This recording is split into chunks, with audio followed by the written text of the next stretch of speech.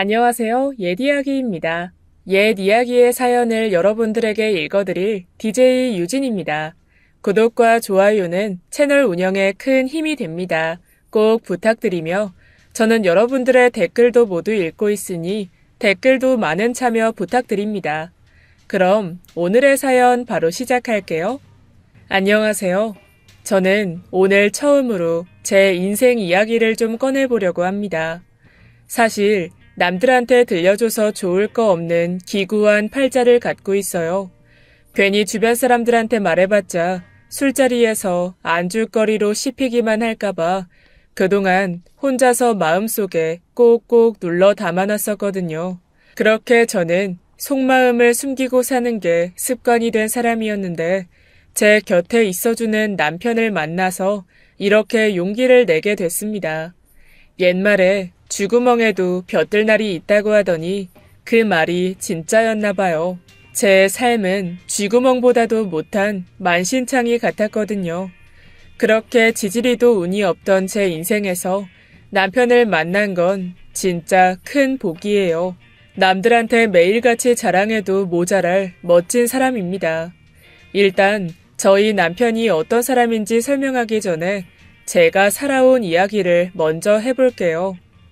남편을 만나기 전에 제 인생이 꼬였던 건 아마 태어날 때부터였던 것 같습니다. 전 찢어지게 가난한 집에서 일남 3녀 중 막내딸로 태어났거든요. 아버지는 알코올 중독자에 위처증 증세까지 있으셨어요. 그러니 아버지란 사람의 가정폭력은 저희 가족에게는 자연스러운 일상이었죠. 매일같이 술만 마시면 엄마를 의심하며 처자식 가리지 않고 때려댔고 어린 자식들을 보며 참고 살던 엄마도 끝끝내 견디기 힘드셨나 봐요. 어느 날은 쥐약을 먹고 스스로 목숨을 끊으려 하셨더라고요. 그때의 일은 어린 마음에 정말 큰 충격이었습니다. 아직도 기억에서 잊혀지지 않는 걸 보면 말이에요. 그날 엄마는 운이 좋은 건지 나쁜 건지 쥐약을 먹고도 목숨을 건지셨고 아버지는 그런 일을 겪고도 바뀌지 않았어요. 엄마가 죽음의 문턱까지 다녀온 걸 모르는 사람처럼 전과 똑같이 매질을 해댔으니까요. 그렇게 지겹도록 반복되는 지옥 같은 삶을 보내다 보니 전 어느새 자라서 초등학교에 들어갈 나이가 됐습니다. 드디어 나도 언니 오빠들처럼 학교에 간다고 들떠있던 어느 날 부모님이 말도 없이 저를 어딘가로 데려가셨어요. 그날 제가 따라간 곳은 멀지 않은 곳에 있는 작은 엄마네 집이었어요. 나중에 알고 보니 작은 엄마가 애를 낳지 못하는 상황이라서 저를 양녀로 보내버린 거였더라고요. 제 의견은 묻지도 않은 채 아버지가 혼자 결정하고 강제로 보낸 거였습니다. 당시 8살밖에 안 됐던 저는 뒤늦게야 부모에게 버려졌다는 사실을 알았지만 솔직히 그때는 생각보다 별로 슬프지 않았어요. 작은 엄마랑 작은 아빠가 처음 3년간은 제게 엄청 잘해주셨거든요. 제가 너무나도 바라던 학교도 보내주시고 예쁜 옷도 사주시고 친부모님들과는 다르게 정말 두 분의 친딸처럼 대해주셨습니다. 그러다 가끔 친언니들이나 친오빠를 만날 일이 있을 때면 언니 오빠들은 잘 차려입은 제 모습을 보며 부러워하고는 했어요. 비록 어린 나이에 부모님과 떨어져 지내야 하긴 하지만 그래도 저는 아버지의 폭력에서 벗어나 잘 먹고 잘 지내는 제 모습이 좋았습니다. 그때 당시 작은 아빠가 사업을 크게 하고 계셨거든요. 주변에 인맥도 넓고 인망이 두터운 사람으로 알려져 있어서 그만큼 경제적으로 여유로운 집안이었습니다. 그런 집안에 양녀로 들어갔으니 당연히 본가보다 생활이 편할 수밖에 없었죠. 매일 술과 폭력이 끊이지 않던 저희 집 분위기와는 다르게 경제적으로 풍요로운 집안은 특별히 싸울 일도 없는 것 같더라고요. 전 그렇게라도 폭력적인 아버지에게서 벗어난 게 너무 행복했습니다. 하지만 그건 딱 초등학교 3학년 때까지의 일이었어요. 제가 4학년에 들어설 무렵 작은 아빠가 크게 하던 사업이 부도가 났습니다. 집에 넘쳐나던 돈이 순식간에 증발해버리자 작은 엄마와 작은 아빠의 부부싸움은 하루도 마를 날이 없었어요. 그러다 보니 두 사람은 점점 예민해지고 폭력적으로 변했고 저를 더 이상 딸이 아닌 일개 감정 쓰레기통 취급하더라고요. 처음엔 단순히 욕하고 구박하는 걸로 시작하더니 어느새부턴가 폭력을 사용했습니다. 제 친아버지가 제게 그랬던 것처럼요.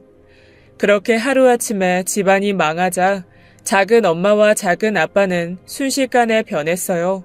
매일같이 학대를 일삼았고 밝고 쾌활했던 저는 점점 주눅이 들고 불안해졌습니다. 잊고 있던 폭력에 대한 공포가 다시 시작됐고 그곳에서 벗어나고 싶었어요. 그래서 어느 날은 작은 엄마의 매질을 견디다 못해 무작정 집을 뛰쳐나왔습니다. 아무 계획도 없이 그냥 집을 나온 거였어요. 그래서 혼자 갈 곳이 없어서 여기저기 떠돌아다니다 경찰서까지 가게 되었죠. 경찰은 혼자인 제게 집이 어디냐고 물었고 저는 차마 작은 엄마네 주소를 말할 수가 없었습니다. 그곳으로 돌아가고 싶지 않았어요. 그래서 고민 끝에 원래 살던 집 주소를 말하게 됐고 경찰의 도움으로 부모님과 언니 오빠들이 있는 본가로 돌아가게 됐습니다. 하지만 제 기대와는 다르게 그 집에도 저를 반겨주는 사람은 없더라고요. 네가 여긴 왜 찾아온 거야? 아버지, 저도 이제 여기서 살래요. 이미 작은 집에 돈 받을 거 다 받고 양료로 팔아넘긴 건데 지금 나보고 너를 다시 데려와서 키우라고? 그게 무슨 상관이에요? 여기가 우리 집이잖아요. 저도 언니 오빠들이랑 같이 살래요. 시끄러. 너 다시 데려올 돈도 없고 그럴 생각도 없으니까 당장 돌아가. 아버지, 저 거기 돌아가면 작은 엄마랑 작은 아빠가 또 때릴 거예요. 막 욕도 하고 세게 때린단 말이에요. 이제 진짜 맞기 싫어요. 시끄럽다고 했지? 이미 그 집에 갔으면은 그 집 딸인 거야. 때리든 굶기든 내 알 바 아니라고. 더 할 말 없으니까 좀 가. 아버지는 저를 집에도 들어오지 못하게 문전박대하며 대놓고 거부했습니다. 마치 더러운 병균 취급이라도 당하는 것 같았어요. 그리곤 제 얘기는 듣지도 않은 채 다시 짐을 꾸려서 그 집으로 돌려보내려고만 했어요. 제가 그곳에서 학대를 당하고 있다는 사실을 말해도 소용없었습니다. 이제 자기와는 상관없는 일이라며 저를 더 밀치고 때려서라도 내쫓으려고 했어요. 아버지가 저를 때리는 모습에 놀란 엄마가 옆에서 말렸고 그러면서도 엄마도 저와 함께 살 마음은 없는 듯 아버지가 꾸린 짐을 손에 들려주더라고요. 이거 들고 얼른 돌아가라고 하셨습니다. 솔직히 아버지가 때리고 밀어내는 것보다 전 그런 엄마의 모습이 더 충격이었어요. 그나마 믿었던 엄마마저도 저를 작은 집으로 돌려보내려고 하자 이제 제가 살 곳은 여기가 아니라는 걸 깨달았어요. 그래서 그 짐을 받아들고 다시 작은 집으로 돌아갔습니다. 일단은 어린 나이에 갈 곳이 거기밖에 없다고 생각했거든요. 제가 금세 순순히 다시 돌아가니 당연히 작은 엄마의 학대도 다시 시작됐습니다. 게다가 그게 끝이 아니었어요. 시간이 흘러 제가 중학생이 되고 나니 작은 엄마가 집을 비우는 일이 있을 때마다 작은 아빠가 몹쓸 짓을 하기 시작했어요. 아직은 제 나이가 어리니까 성인이 될 때까지만 견디면 될 거라고 생각했는데 작은 아빠의 행동은 차마 버틸 수가 없겠더라고요. 그래서 그 후로는 작은 엄마가 집을 비울 때면 원래 집으로 돌아갔습니다. 작은 아빠와 단둘이 집에 남겨지는 것보다 거기서 아버지에게 대신 매를 맞는 게 차라리 마음이 편했거든요. 그렇게 어린 나이에 매일 양쪽 집안에 시달리는 게 지쳐서 전 얼른 이 상황에서 벗어나고 싶었어요. 빨리 성인이 되기만을 바랬고 성인이 되자마자 백화점 직원으로 취직했습니다. 얼른 돈을 모아야겠다는 생각뿐이었어요. 그런데 그마저도 제게는 쉽지 않더라고요. 너 백화점 나간 지가 얼마나 됐지? 이제 1년쯤 됐을 거예요. 그럼 그동안 돈 좀 모았겠네? 모아두기는 했는데 그건 왜요? 왜긴 왜야? 내가 그동안 너 먹여주고 키워준 값을 안 받았잖아. 이제 성인도 됐고 너도 돈 버니까 앞으로는 꼬박꼬박 나한테 갖고 와. 그건 제가 쓰려고 모은 돈이에요. 너 지금 내 말에 토다는 거니? 키워준 은혜도 모르고 이게? 그런 게 아니라 당장 통장이랑 도장 전부 내놔.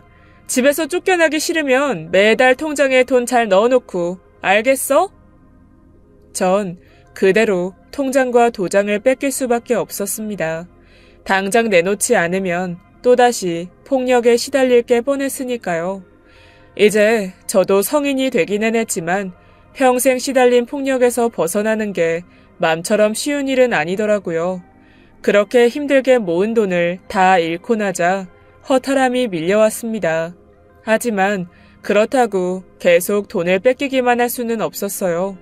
이제 제가 이 집에서 탈출할 방법은 아무도 모르게 비밀 통장을 만드는 것뿐이었습니다. 그래서 그 뒤로는 철저히 겉으로는 돈이 없는 척하며 뒤로 감춰서 모았어요. 그날부터 제가 의지할 곳은 남몰래 쌓여가는 통장의 적금뿐이었네요. 그렇게 20대 초반의 나이에 제가 혼자서 고군분투하는 동안 저의 친오빠와 언니들은 모두 시집 장가를 갔습니다. 그런데 다들 결혼 생활이 순탄치는 않은 것 같더라고요. 하나뿐인 오빠는 아버지에게 보고 배운 건지 젊은 나이부터 위처증 증상이 심했고 견디다 못한 새언니가 친정으로 도망갔다고 했습니다. 그리고 큰언니는 남편이 외도를 하고 있다고 했고 둘째 언니도 남편이 위처증이 있어서 힘들어하다가 결국 이혼을 했다고 했어요. 그래서 저는 제 스스로 돈을 모으면 곧바로 독립하는 게 목표이긴 하지만 비혼주의자로 살겠다고 다짐했습니다. 그동안 일하면서 백화점 남자 직원들의 고백도 많이 받아봤고 주변에서 좋은 남자를 소개해주겠다며 중신 제안도 여러 번 했지만 모두 거절했어요. 그때 제 목표는 그저 남몰래 돈을 모아서 저 혼자 편하게 사는 거였네요. 저희 부모님과 형제 자매들이 다들 결혼 생활을 제대로 못하는 걸 봤기 때문에 저 스스로 결혼이라는 것에 대한 로망도 희망도 없었어요. 작은 엄마와 작은 아빠를 보면서 더 거부감이 심해지기도 했고요. 그런데 그런 작은 소망도 제게는 큰 사치였나 봐요. 20대 중반이 지나자 작은 엄마와 작은 아빠가 제게 결혼을 강요하기 시작했거든요. 이제 나이도 먹을 만큼 먹었으니까 얼른 시집이나 가. 제발 돈 많은 부잣집으로 가서 너도 우리한테 효도라는 것 좀 해봐라. 네가 일말의 양심이라는 게 있으면 지금껏 가진 고생하며 키워준 부모한테 보답은 해야 되지 않겠어? 전 결혼 생각 없어요. 내가 언제 네 결혼 생각을 물었니? 그냥 하라면 하는 거지. 넌 애가 매번 그렇게 어른 말에 토를 달고 말대꾸를 하니? 죄송합니다. 이래서 가정교육 제대로 못 받은 애들은 티가 난다니까. 일단은 내가 선자리 하나 봐뒀으니까 거기 나가봐. 우리 남편 거래처 사장 아들이라는데 그 집 아들이랑 잘 되면 너도 나도 돈 걱정 없이 살 테니까. 선자리라뇨? 갑자기요? 거기서 제대로 못하면 어떻게 되는지 알지? 그러니까 눈치껏 알아서 잘해. 결혼이라는 인생 중대사에도 제게 선택권이 있을 리 없었어요. 이미 계획된 선자리에 나가야만 했습니다. 작은 엄마의 뜻에 따르지 않으면 어떤 후폭풍이 밀려올지 두려웠거든요. 며칠 후 저는 억지로 선을 보러 나갔고 커피숍에서 만난 거래처 사장의 아들은 27 동갑내기였어요. 돈만 많은 노총각 아저씨를 소개받는 건 아닌가 걱정했는데 그나마 다행이었네요. 그리고 또 하나 다행인 게 있었습니다. 대화하는 중에 알게 된 사실인데 사장 아들도 알고 보니 아버지 손에 이끌려 저처럼 억지로 선자리에 나온 거였더라고요. 이야기를 나누다 보니 저희 두 사람 다 비혼주의자라는 사실을 털어놓게 되었어요. 그 얘기를 하고 나니까 서로 부담이 없어졌습니다. 결혼 생각은 전혀 없지만 일단은 친구처럼 편하게 지낼 수 있겠더라고요. 그렇게 저희 두 사람은 비혼주의자인 친구로 지내기로 했고 둘이 연락하며 잘 지내는 모습을 보이자 양가에서는 저희가 잘된 줄 알더군요. 당연히 사귀니까 선자리 이후에도 연락을 하는 거라고 생각한 것 같아요. 그래서인지 더 이상 선을 보라는 말로 작은 엄마가 괴롭히는 일은 없었습니다. 새로 생긴 친구 덕분에 잠시 숨통이 트인 것 같았어요. 다만 그렇게 3년이 지난 후에도 아무도 결혼 이야기를 꺼내지 않자 대체 언제 결혼할 거냐며 양쪽 집안에서 난리가 나기는 했습니다. 작은 엄마의 목표는 저를 부잣집에 시집 보내서 그 집 덕을 보는 거였으니까요. 얼른 법적으로 부부가 돼서 남편 집안에 돈이든 뭐든 퍼내오길 바랬을 거예요. 하지만 전 그때까지도 결혼 생각이 전혀 없었습니다. 어쩌면 이대로 계속 양가에서 결혼 압박이 들어오면 거래처 사장 아들과 친구로도 지내기 힘들 것 같다는 생각을 했어요. 언제까지고 그 사람과 사귀는 척만 할 수는 없으니까요. 그러던 중 사장 아들이 제게 뜻밖의 제안을 하더라고요. 실은 나한테 좋은 생각이 있는데 우리 그냥 부모님들 몰래 계약 결혼하는 거 어때? 그게 무슨 말이야? 계약 결혼이라니? 너도 나도 비혼주의자잖아. 근데 부모님은 맨날 결혼하라고 성하시고. 그렇긴 하지. 그래도 억지로 결혼을 할 수는 없잖아. 억지로 결혼하자는 게 아니야. 결혼하고 한 집에서 지내긴 하되 결혼 전처럼 비혼주의자 생활을 서로 그대로 유지하자는 거지. 괜찮지 않아? 결혼한 척 신용만 하고 각자 집에서는 따로 살자는 거야? 그래. 집에서 각자 할 거 하고 무늬만 부부로 사는 거지. 뭐 어차피 나 결혼하면 아버지가 내 앞으로 건물 하나 돌려준다고 하셨거든. 법적으로 부부되면 그런 거는 너도 같이 나눠 쓰는 거니까 나쁠 거 없지 않아? 그런 거 같기도 하고. 잘 생각해봐. 내가 아니더라도 어차피 넌 누군가랑 결혼을 해야만 부모님 간섭이 끝날 거라고. 나도 그렇고.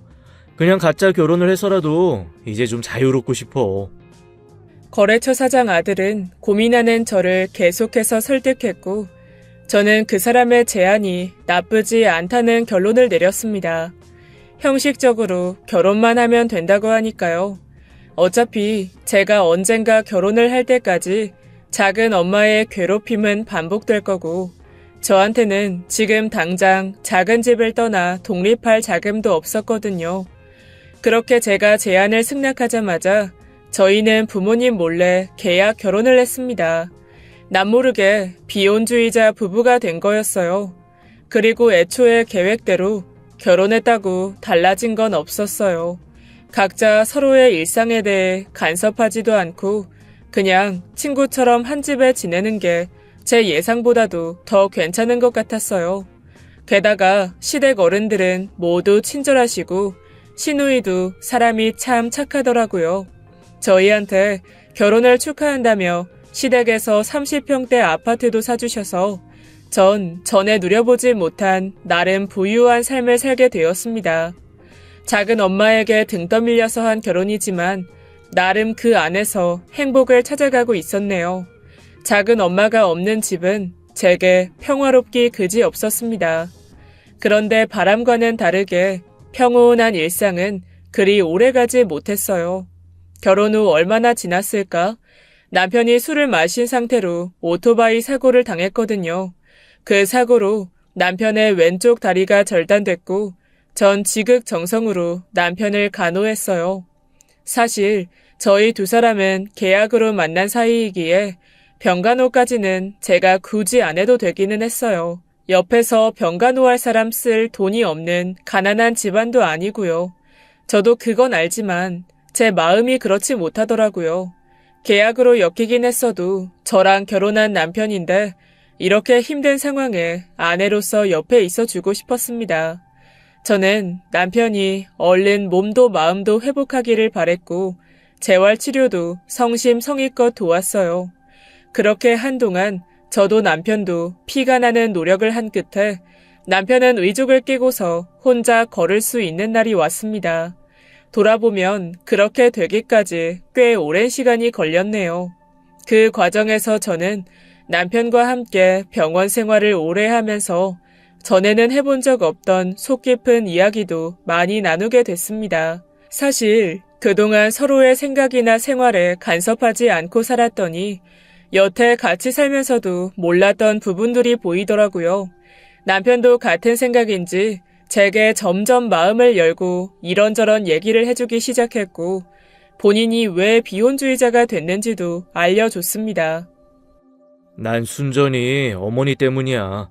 우리 아버지가 엄마를 사랑하지 않으셨으니까 어머니가 일방적으로 아버지를 사랑했고 평생 일방 통행이었던 두 분 관계가 내 눈엔 전혀 행복해 보이지 않았거든. 어머님, 아버님이 그냥 보기에는 사이가 좋아 보이셔서 그런 줄 몰랐어. 어머니가 남모르게 엄청 노력하시니까 그럴 거야. 한결같은 노력으로 결혼까지 했지만 결혼 후에 아버지 엄청 방황하셨어. 방황? 어머니 두고 다른 여자들 만나고 다니셨나 봐. 그 과정에서 어머니가 스트레스 많이 받으셨고 그 화살이 아들인 나한테 온 거지. 덕분에 내 어린 시절 엄청 괴롭고 힘들었어. 그랬을 것 같아. 그 당시에 어머님한테는 당신뿐이었을 테니까. 그러다 보니까 괜히 나도 결혼하면 아버지처럼 될까봐 두렵기도 하고 반대로 어머니처럼 바보같이 사는 것도 싫고 그래서 비혼주의자가 되기로 했던 거야. 괜히 그런 걸로 고민하기 싫어서. 전 남편의 이야기를 들으며 나만 힘든 건 아니구나 하는 걸 깨달았어요. 남편도 그동안 저 나름대로 힘든 상황이 있었으니까 이렇게 비혼주의자 성향을 갖게 된 거였어요. 그 이야기를 듣고 있으니까 저도 괜히 제 이야기를 털어놓고 싶더라고요. 그동안 힘들어도 친구나 직장 동료 등 아무에게도 얘기할 수 없었는데 처음으로 제가 살아온 삶을 털어놓고 싶어졌습니다. 왠지 그 이야기를 꺼내도 남편은 저를 색안경 끼고 보거나 뒤에서 욕할 사람이 아니라고 생각했어요. 그래서 제가 비혼주의자가 된 계기를 이야기하며 어린 시절 힘들게 살아온 이야기를 전부 들려줬습니다. 작은 아빠가 제게 몹쓸 짓을 했던 것까지 빼놓지 않고 전부 다요. 제게 이야기를 전해 듣던 남편은 큰 충격을 받은 듯했고 작은 아빠를 절대 가만두지 않겠다며 저 대신 복수를 할 거라고 다짐하더라고요. 전 그날 제 이야기를 같이 공감해주고 들어주는 남편이 좋았고 특별히 저 대신 복수를 해주는 걸 바란 적은 없었기에 말만이라도 감사했어요. 다 털어놓고 나니 마음은 한결 후련해졌지만 남편에게 비밀을 말한다고 해서 상황이 특별히 달라질 건 없다고 생각했네요. 그 후로도 남편은 다리 재활에만 매진했고 전 옆에서 그런 남편을 꾸준히 도왔습니다. 남편은 서로의 속마음을 털어놓은 후 부부간의 유대감이 더 생기기도 했고 힘든 시기에 곁을 지켜주는 헌신적인 제 모습에 감동을 했다고 하더라고요. 그래서인지 본인도 제게 힘이 되어주겠다며 다리 재활을 끝내고서 본인 아버지의 사업을 적극적으로 배우기 시작했습니다. 뭔가 새로운 목표가 생긴 사람 같았어요. 그렇게 열심히 일하던 남편은 젊은 나이에 일찌감치 아버지의 사업을 물려받았어요. 남편이 시아버지의 뒤를 이어 회사의 새로운 대표가 되면서 제일 먼저 한 일은 거래처 중 한국과의 거래를 모두 끄는 것이었습니다. 그 거래처가 바로 저희 작은 아빠의 회사였어요. 작은 아빠에게 저 대신 복수를 해주겠다고 다짐하더니 처음부터 이런 복수를 계획하고 있었나 보더라고요. 남편의 태도는 어느 때보다 단호했어요. 그리고 당연하게도 작은 아빠가 곧바로 남편 회사에 찾아왔습니다. 이보게, 사돈 어른 지금 어디 계셔? 이 회사에서 윗사람이 갑질한다는 얘기 들어봤어도 이렇게 거래를 하루아침에 뚝 끊어버리는 사돈갑질은 또 처음이네. 그 말하려고 여기까지 오신 거예요? 이제 회사 대표는 아버지가 아니라 저예요. 그 거래 제가 끊은 거라고요. 뭐? 아니 내가 지금껏 이 회사랑 거래한 게 몇 년인데 아니 어떻게 사돈 회사를 아니 장인어른 회사를 이렇게 한순간에 뚝 끊어버리나? 자네가 좋은 집안에서 자란 사람이 아이 어른 공경을 할 줄 몰라. 어른 공경을 잘하라고 배웠으니까 이 정도로 참는 거예요. 아무것도 모르면서 함부로 말씀하지 마세요. 그게 무슨 말이야? 이게 어른 공경을 한 거라고? 그쪽이 예전에 저희 와이프한테 했던 짓 제가 모를 것 같아요? 뭐? 아 그게 지금 무슨? 이렇게 일방적으로 거래 끊는 복수가 억울하면 우리 법적으로 해결할까요? 협박이 섞인 남편의 말에 작은아빠는 입도 뻥끗하지 못하고 돌아갔다고 했습니다. 아마 이 문제를 법적으로 해결한다고 해도 돈 많은 집안을 상대하기가 어려울 거라는 걸 알았을 테니까요. 결국 가장 큰 거래처를 잃게 된 작은아빠는 또다시 회사 부도를 맞게 되었고 그 후폭풍으로 큰 빚까지 떠안게 되었습니다. 제 입장에선 그 정도 벌로도 성에 안 차기는 하지만 그래도 저 대신 복수를 해준 남편이 너무 고마웠어요. 저 혼자였다면 복수는커녕 평생 가슴속에 묻어두고 끙끙대기만 했을 테니까요. 그렇게 작은 집이 풍비박산이 난 후 어느 날 작은 엄마가 저를 찾아왔습니다. 매번 저를 만만하게 볼 땐 언제고 이번엔 다짜고짜 무릎부터 꿇더라고요. 제발 우리 한 번만 살려주라. 어? 제가 왜요? 그동안 키워준 정을 봐서라도 네가 우리한테 이러면 안 되지. 너 그러다 나중에 벌 받아? 하늘이 무섭지도 않니? 자꾸 키워준 정 하시는데요. 대체 저를 키우면서 무슨 정을 주셨다고 그러는지 모르겠네요. 뭐? 얘가 지금 뭐라는 거야? 물에 빠진 사람 구해주면 보따리 내놓으라고 한다더니 지금 딱 네가 그 꼴인 거 아니? 솔직히 그동안 제가 바보라서 가만히 있었던 거 아니고요. 저한테 했던 짓들 지금이라도 신고하고 싶은 거 꼭 참고 있어요. 절 구해준 게 아니라 구정물에 처박은 게 작은 엄마랑 작은 아빠라고요. 예, 흥분하지 말고 진정 좀 해. 뭘 그렇게 다 지난 옛날 일로 열을 내고 그러니? 그냥 우리 지난 일은 잊고 앞으로 잘 지내보는 게 어때? 너도 친정 부모가 잘 지내야 남편 앞에서 면이 서지 않겠어? 친정 부모요? 그딴 거 필요 없으니까 당장 제 눈앞에서 사라져 주세요. 왜 자꾸 말을 그렇게 차갑게 하니? 지 애비 닮아가지고. 그럼 나도 큰 건 안 바랄 테니까 빚만 좀 없애게 도와줘. 네 작은 아빠도 숨은 좀 쉬어야 하지 않겠니? 이러다 사람 죽어. 그거만 해주면 네 말대로 이제 안 나타날게. 두 분이 알아서 하세요. 다 자업자득인 거 모르겠어요? 저랑 상관없는 일이니까 좀 가시라고요. 지금 당장 경찰 불러드려요? 전 그날 어릴 때부터 그동안 쌓여왔던 울분을 터뜨린 것 같았어요. 제 곁을 지켜주는 남편 덕분에 생전 처음으로 눈치 보지 않고 작은 엄마에게 할 말을 다 했어요. 그리고 그 길로 작은 엄마네와의 인연을 끊어버렸습니다.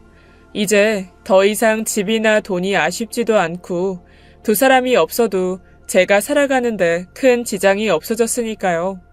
그렇게 제가 인생에서 큰 결단을 내리는 사이 시댁 어른들은 며느리의 지극정성 간호 덕분에 아들이 다시 일어선 거라는 걸 알게 되셨다고 하더라고요.